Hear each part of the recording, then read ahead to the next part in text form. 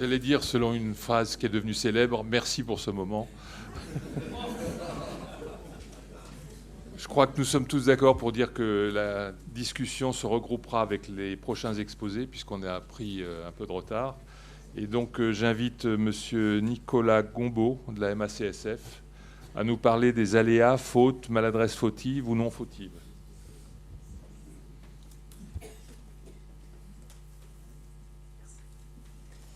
Monsieur le Président, Mesdames, Messieurs, me voici très honoré d'être parmi vous aujourd'hui. Et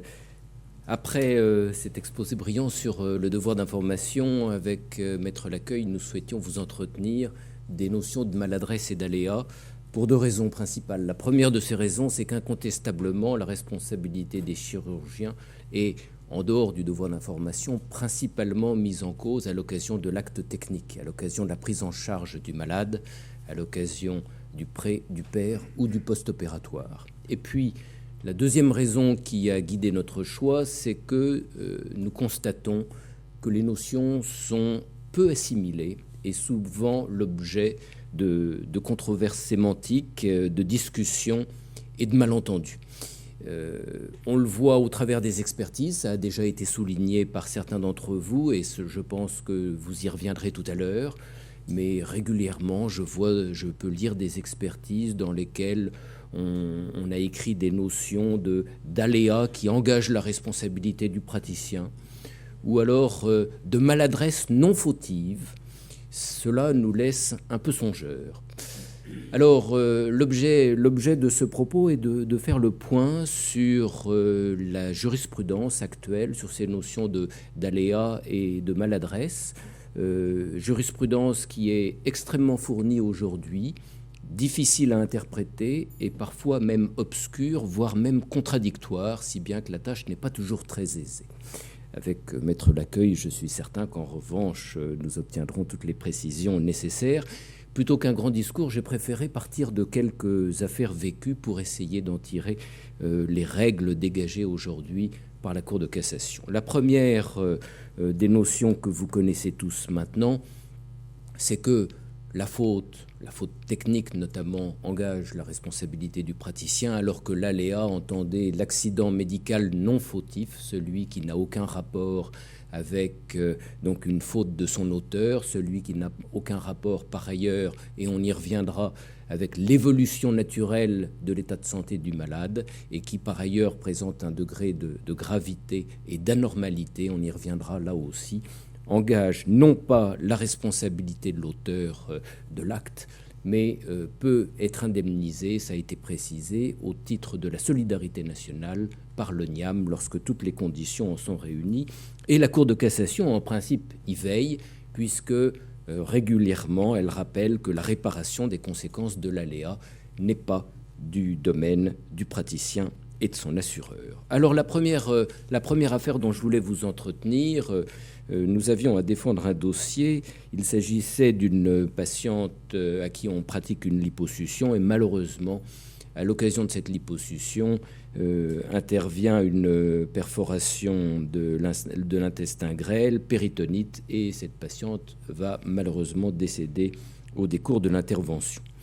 Une procédure est introduite et le tribunal de grande instance va dans un premier temps retenir la responsabilité tant de l'opérateur que du médecin généraliste à qui il est reproché un défaut de diagnostic de cette complication et donc une perte de chance d'avoir pu éviter les conséquences fatales pour la patiente de l'acte. La Cour d'appel va réformer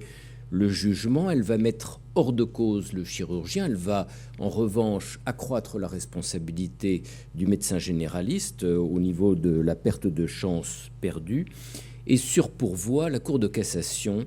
va rappeler le grand principe qu'elle a posé depuis quelques années s'agissant des atteintes à un organe non concerné par l'intervention. Et c'est ce que vous avez sur la partie noire grasse de cette diapositive en gras, l'atteinte par un chirurgien à un organe qui ne devait théoriquement pas être concerné par l'intervention, eh bien, implique la faute du praticien. Entendez, la faute est présumée, le malade n'a pas à en démontrer la preuve, c'est le chirurgien qui, s'il ne veut pas être condamné, va devoir démontrer une preuve contraire. Quelle est cette preuve contraire? Eh bien, d'une part, soit une anomalie qui rendait inévitable la survenance du risque inhérent à cette intervention, ou la deuxième possibilité, qui révèle là aussi l'aléa thérapeutique, c'est chez le malade une atteinte qui est légitimée par le fait que le patient présentait une particularité anatomique qui ne pouvait pas être connue au préalable par le praticien. Et donc, faute pour le chirurgien de pouvoir démontrer l'une ou l'autre de ces deux conditions, sa responsabilité va être retenue in fine, puisque l'arrêt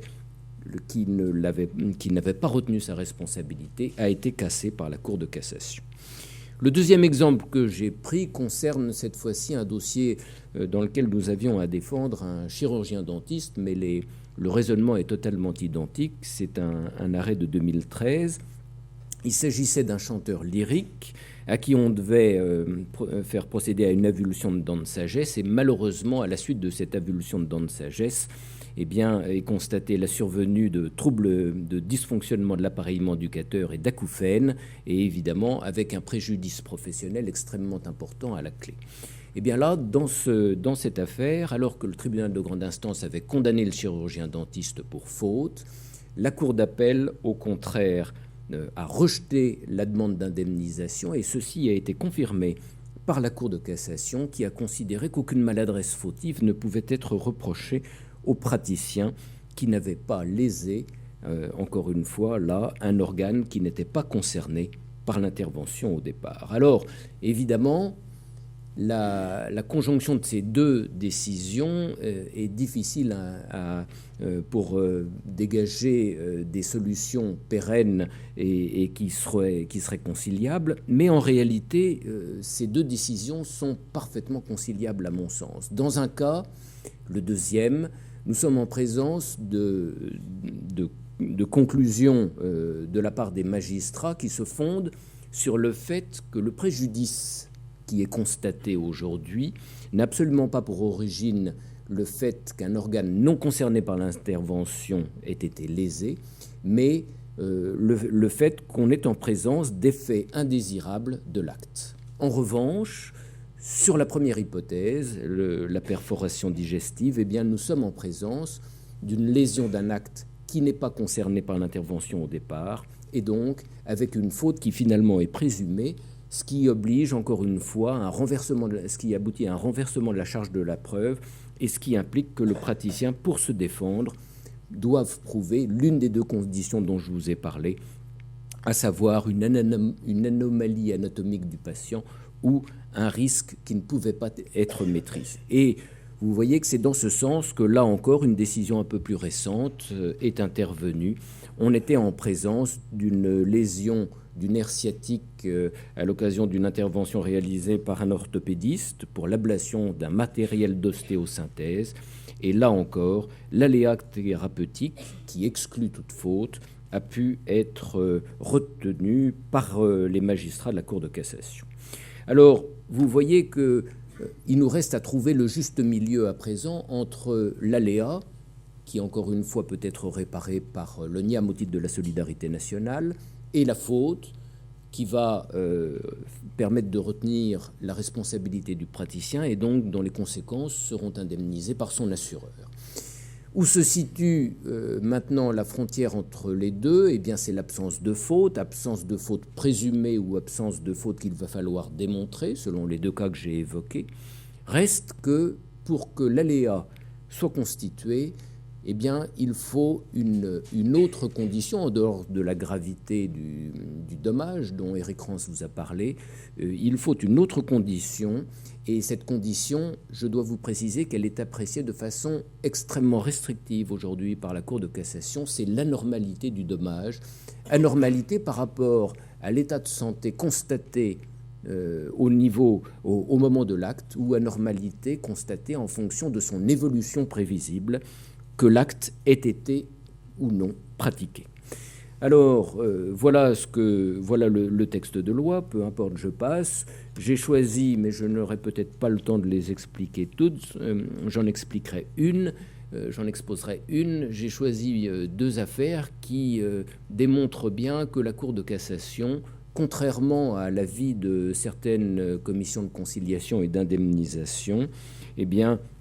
est beaucoup plus restrictive dans l'appréciation de ce caractère anormal des conséquences d'un acte, et donc que finalement l'aléa est enserré dans des conditions extrêmement restrictives. Évidemment, ce genre de conséquences est tout à fait dommageable, parce qu'en l'absence de faute, le malade ne peut pas obtenir d'indemnisation, et en l'absence d'anormalité, eh bien, cela veut dire que l'aléa ne sera lui-même pas indemnisé, et que finalement aucune indemnisation ne sera versée au malade qui a subi un préjudice. Alors, il s'agissait dans cette affaire d'un patient qui souffre d'une hémiplégie suite à l'ablation d'un kyste épidermoïde intracrânien. Toute l'argumentation de l'avocat du demandeur portait sur le caractère extrêmement grave des conséquences de l'acte et des séquelles qui avaient été subies. Eh bien, la Cour de cassation a considéré dans cette affaire, comme dans la suivante, que la seule gravité du dommage n'était absolument pas suffisante pour caractériser un aléa médical, un accident médical indemnisable au titre de la solidarité nationale, et que donc il fallait, encore une fois, que ce dommage soit anormal, en ce sens que sur le plan d'une appréciation in concreto vis-à-vis du malade par rapport au risque qu'il encourait, par rapport à l'évolution de sa propre pathologie, eh bien, il ne soit pas amené statistiquement, notamment, à être exposé à ce type de complications, ce qui n'a pas été considéré comme tel dans l'affaire que je vous relate. Pour cette affaire, et pour ne pas obérer le temps de parole de Maître Lacueille, je vais passer, et je vais peut-être terminer sur une question d'une actualité brûlante, qui est de savoir si les actes pratiqués par vos confrères en matière esthétique peuvent être aujourd'hui indemnisés au titre de la solidarité nationale. Évidemment, vous avez compris les enjeux, parce que si on ferme l'indemnisation au titre de la solidarité nationale en matière de chirurgie esthétique, évidemment, pour pouvoir être indemnisés, les patients n'auront de cesse que de tenter de trouver la faute pour pouvoir bénéficier de cette indemnisation, évidemment à la charge du praticien et à la charge de son assureur. Dans un dossier que nous défendions, eh bien, la Cour de cassation a considéré, c'était le 5 février 2014, contrairement à tout ce que pouvait défendre l'ONIAM, que les actes de chirurgie esthétique relevaient bien d'une indemnisation au titre de la solidarité nationale lorsqu'aucune faute ne pouvait être démontrée et lorsqu'on était en présence d'un accident à la fois grave et anormal, parce que, nous dit la Cour de cassation, les actes de chirurgie esthétique et les actes préparatoires à ces actes de chirurgie esthétique, eh bien, sont des actes de prévention, de diagnostic ou de soins. Les choses semblaient donc absolument claires, et on avait, selon les cas, un partage entre soit la faute à la charge du chirurgien esthétique et de son assureur, soit l'aléa à la charge de l'ONIAM. Sans doute que notre législateur, convaincu par je ne sais quelle prétention ou information contraire, a jugé que cette notion d'indemnisation de l'aléa au titre d'un acte de chirurgie esthétique ne devait plus être de mise, et la loi qui vient d'être votée par le Parlement au niveau du financement de la sécurité sociale revient, à mon sens, sur cette notion. Alors, le texte qui a été finalement voté, qui vient d'être voté il y a quelques jours, est quelque peu différent du texte qui était proposé au vote du Parlement. Mais aujourd'hui, vous voyez, il précise que n'est pas applicable, à savoir l'indemnisation au titre de la solidarité nationale, aux demandes d'indemnisation de dommages qui sont imputables à des actes dépourvus de finalité préventive, diagnostique ou thérapeutique ou reconstructrice. Comment est-ce que la Cour de cassation va dorénavant interpréter ce texte ? Est-ce que le seul salut maintenant pour les patients à la suite d'un acte de chirurgie esthétique qui vont constater un dommage sera de poursuivre la responsabilité du chirurgien esthétique qui les aura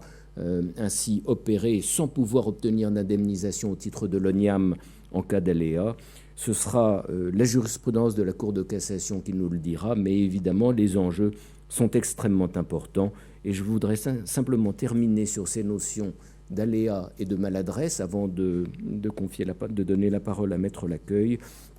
pour vous dire qu'évidemment, vous l'avez compris, le problème de la preuve, et notamment lorsqu'on est en présence d'un acte qui a entraîné des conséquences évidemment douloureuses avec un préjudice à la clé, et lorsqu'un organe non concerné par l'intervention a été lésé, eh bien, il est absolument fondamental pour le praticien de pouvoir se préconstituer la preuve de l'information qui a été donnée, ça vous le savez déjà, mais la preuve que justement on était en présence, lorsque c'est le cas, d'un dommage qui est lié à une complication qu'on ne pouvait absolument pas maîtriser et qui était inhérente à l'acte, ou alors du fait qu'on était en présence d'une anomalie du patient que là encore on ne pouvait pas connaître. Et j'ai, à la lumière des dossiers qu'au niveau du sous-médical ou de la MACSF nous défendons, j'ai à mon sens le sentiment que la rédaction des comptes rendus opératoires de vos confrères, de par ce qui est apporté, de par ce qui est écrit ou de par ce qui est parfois omis, n'est pas toujours de nature à vous permettre de vous défendre de façon utile. Je vous remercie de votre attention.